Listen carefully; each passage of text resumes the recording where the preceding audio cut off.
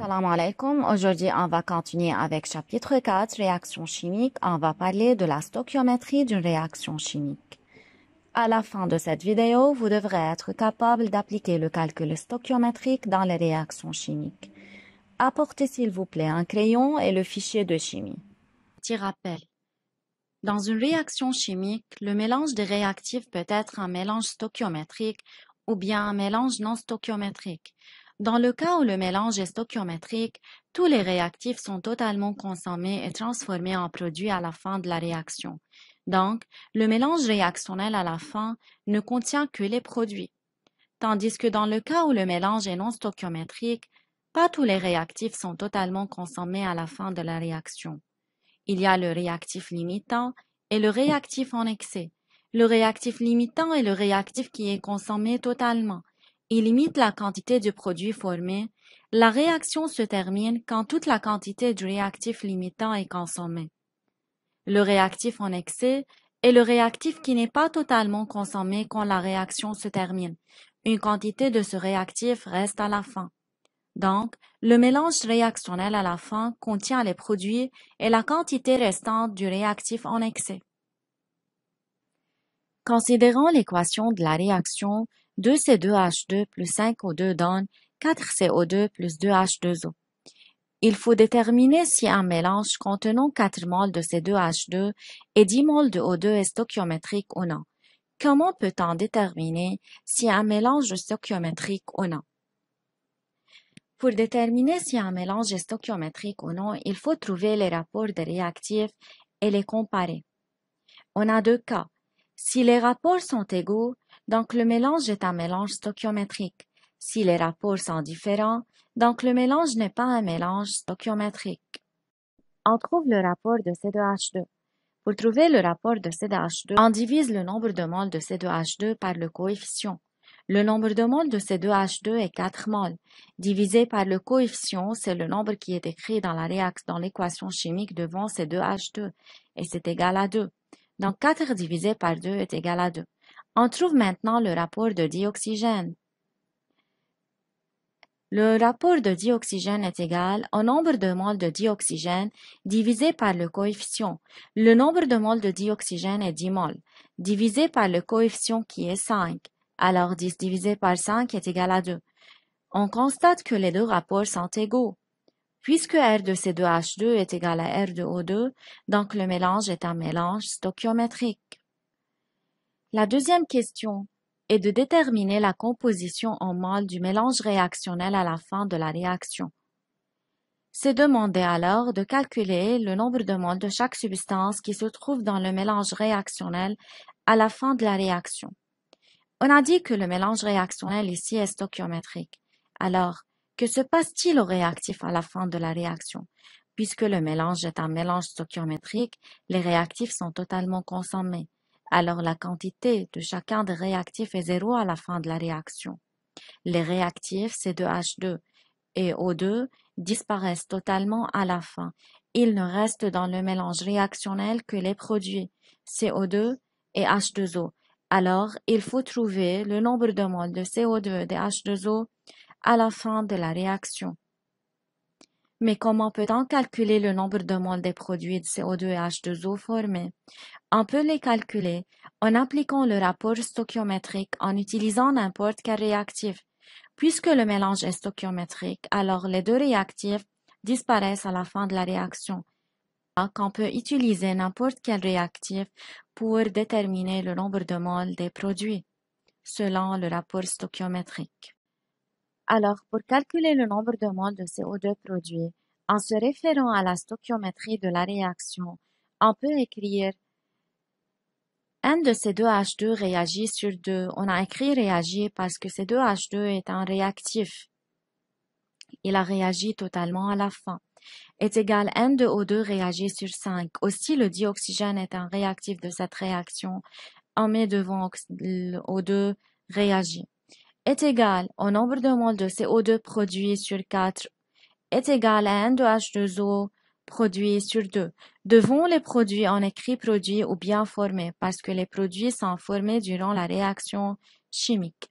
Maintenant, il faut trouver le nombre de moles de CO2 produit. Alors, on choisit le rapport de n'importe quel réactif pour trouver le nombre de moles de CO2 produit. On a choisi le C2H2, donc N de C2H2 réagi sur 2 est égal à N de CO2 produit sur 4. Par la méthode entrecroisée, on peut trouver N de CO2 produit est égal à 4 fois le nombre de moles de C2H2 réagi divisé par 2.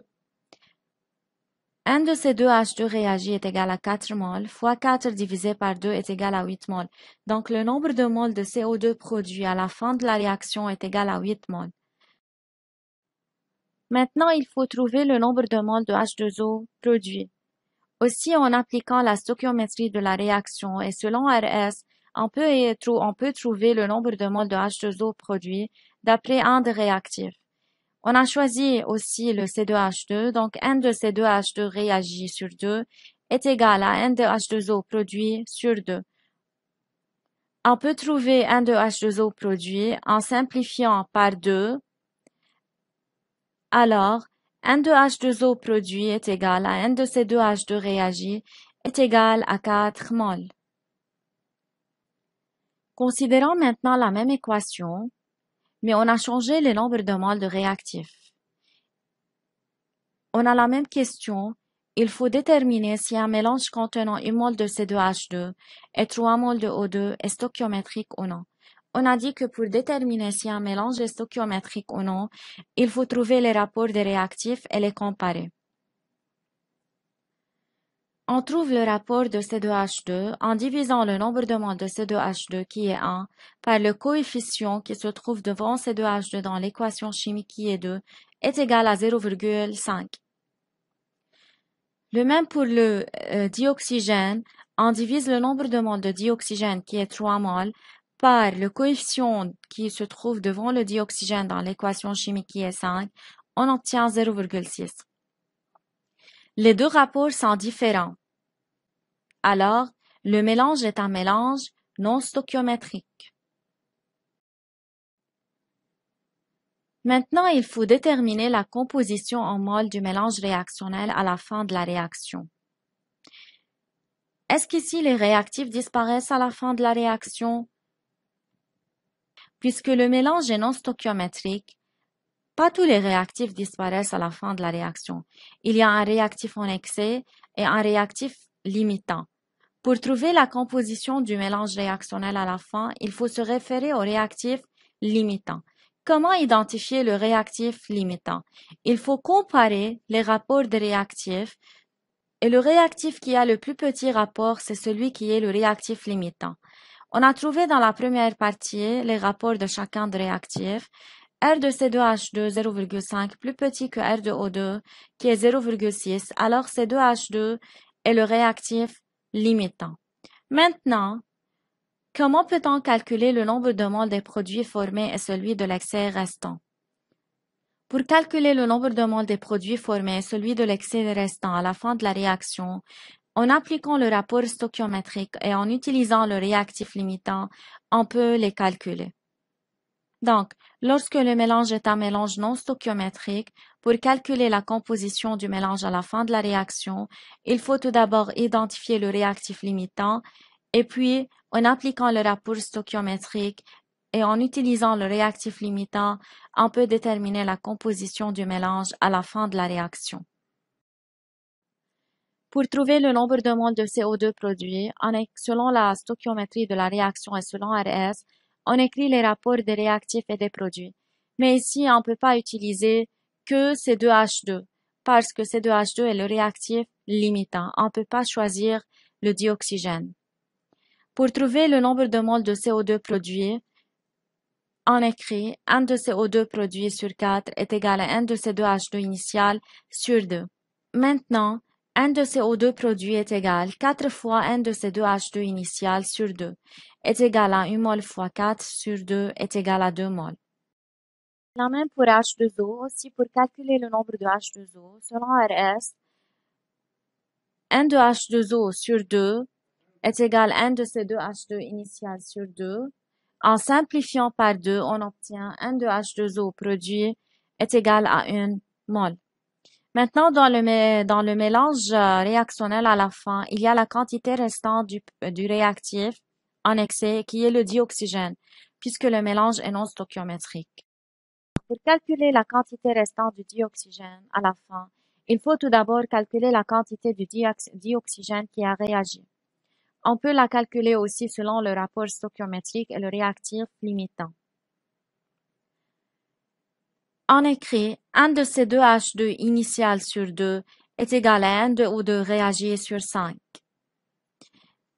N de O2 réagi est égal à 5 fois n de C2H2 initial sur 2 est égal à 1 fois 5 sur 2 est égal à 2,5 mol. Donc, seulement 2,5 mol de dioxygène ont réagi. Maintenant, il faut déduire le nombre de moles restants du réactif en excès puisqu'on a calculé la quantité qui a réagi. On a le nombre de moles initial et on a le nombre de moles qui a réagi. On peut obtenir le nombre de moles restant à la fin. N de dioxygène restant à la fin est égal à N de O2 total qui est la quantité initiale moins N de O2 réagi la quantité calculée, d'après le rapport stoichiométrique, est égal 3 moles moins 2,5 moles est égal à 0,5 moles. Donc, seulement 0,5 moles reste à la fin dans le mélange initial. Vous avez comme devoir